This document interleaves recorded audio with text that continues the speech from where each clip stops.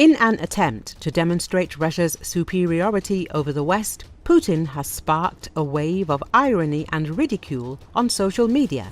Speaking at a public event in Moscow, he attempted to ridicule the economic achievements of the European Union and the G7 countries, boasting about Russia's GDP growth figures and the size of its territory.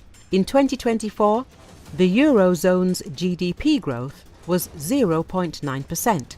And the G7, it's not clear what's big there. No matter where you look, you can never see it on the map, he said.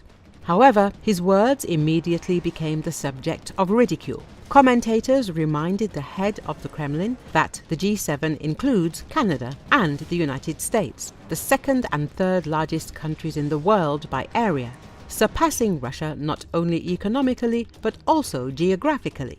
Putin's statements sound especially comical against the backdrop of real figures. Russia's economy is smaller in terms of GDP than some US states. According to the IMF, the combined GDP of the G7 countries is $57.45 trillion.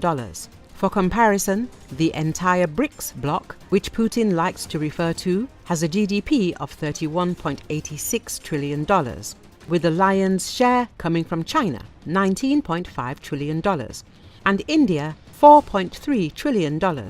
As for Russia, it is only $2.2 trillion.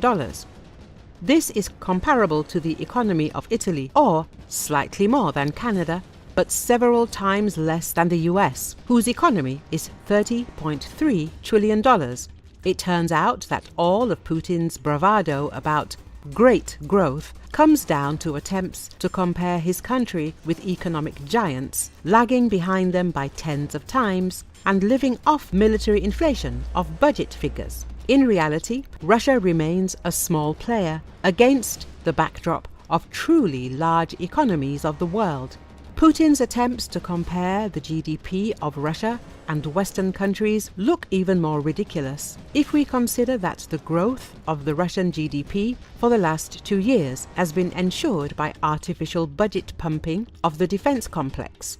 Growth of 4.1% is not a success of the economy, but the result of uncontrolled production of shells, tanks and weapons that burn in the fire of war. Putin's irony towards the G7 looks especially absurd if we remember that Russia was excluded from the Big Eight back in 2014 after the occupation of Crimea. Today, the Kremlin is trying to compensate for international isolation with rhetoric in the style of "but we have a large territory" and "our GDP is growing better," forgetting that the GDP of the G7 countries is hundreds of times larger than Russia's in terms of volume and quality. While Putin is putting on a stand-up show, Russia is paying the price for his erroneous decisions. Sanctions are strangling the economy. Inflation is accelerating. Independent refineries are on the verge of bankruptcy. And the budget deficit is covered by endless printing of rubles. Military growth of GDP is the path to the collapse of the civilian sector.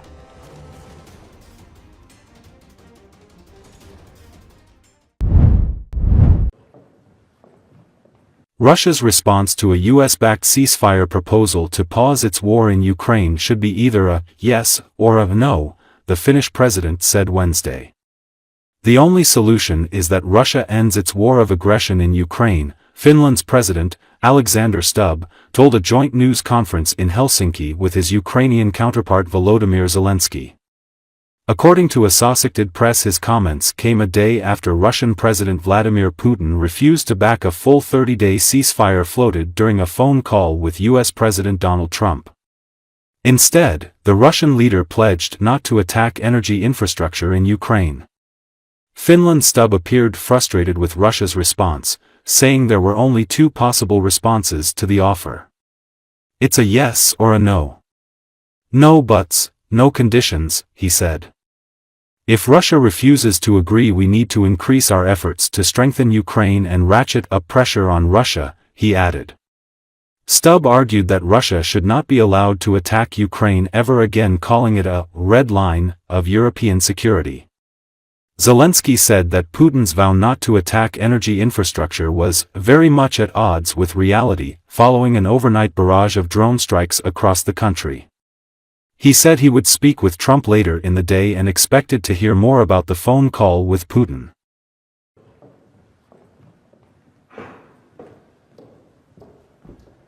Funny language. Yeah, thank you. Welcome to the... The only solution is that Russia ends its war of aggression in Ukraine. Ukraine has an undeniable right to defend itself on its own and supported by its partners. This right cannot be restricted in any way, not now and not in the future. The first step in achieving peace is a ceasefire. There are only two ways to respond to the proposal of the President of the United States. It's a yes or a no. No buts, no conditions. Ukraine accepted a ceasefire without any forms of conditions. If Russia refuses to agree, we need to increase our efforts to strengthen Ukraine and ratchet up pressure on Russia to convince them to come to the negotiating table. President Donald Trump is a seasoned negotiator, and he's driving this process forward right now. He's trying to stop the killing, ceasefire step one of that, and then after that, we all need to work together to achieve a just and lasting peace. Because I think the key in all of this is that Russia should not be able to do this ever again. And that is a red line, and a red line about European security. Too long or no? Good? Okay, thank you so much. Let's go.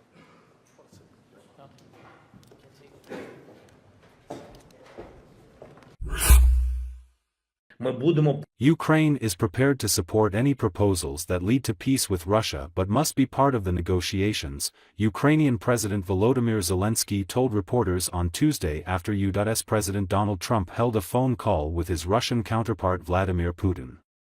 According to the White House, Trump and Putin agreed during a lengthy call Tuesday to an immediate pause in strikes against energy and infrastructure targets in the Ukraine war, but the Russian leader stopped short of backing a broader 30-day pause in fighting that the U.S. administration is pressing for. According to Associated Press, Zelensky did not talk to Trump after the call and he was not briefed on the details of their conversation, he said. There are two sides in this war, Russia and Ukraine. Trying to negotiate without Ukraine, in my view, will not be productive, Zelensky said via a video press conference. Zelensky appeared frustrated that he was not being included in the details of the negotiations. If President Trump can find time, he is a busy man, if he has time he can phone at any time, we are ready to pick up, he said. There was no indication that Putin has backed away from his previous conditions, fiercely opposed by Kiev, to consider a broader ceasefire. Russia wants Ukraine to renounce any prospect of joining the NATO military alliance, sharply cut its army, and protect Russian language and culture to keep the country in Moscow's orbit, among other concessions. During the call, Putin reiterated his demand for an end to foreign military and intelligence assistance to Ukraine, according to the Kremlin. Shortly after the call ended, air raid alerts sounded in Kiev, followed by explosions in the city. Local officials urged people to seek shelter. Ми будемо підтримувати будь-які пропозиції, які ведуть до сталого і справедливого миру. Але для цього ми повинні розуміти, про що йдеться, які деталі. І дай Бог, щоб ми знали всі ці деталі, щоб партнери проговорили з нами, тому що в цій війні дві сторони – Росія і Україна. І без України домовлятись, мені здається, безрезультативно. Ми ж підтримуємо всі кроки щодо закінчення війни. Ми і будемо підтримувати, але для того, щоб щось підтримувати, треба розуміти, що конкретно. Буде час у президента Трампа, він зайнята людина, буде час, він набере будь-який час, у нього є Там телефон, немає питання, ми готові і проговоримо з ним наступного.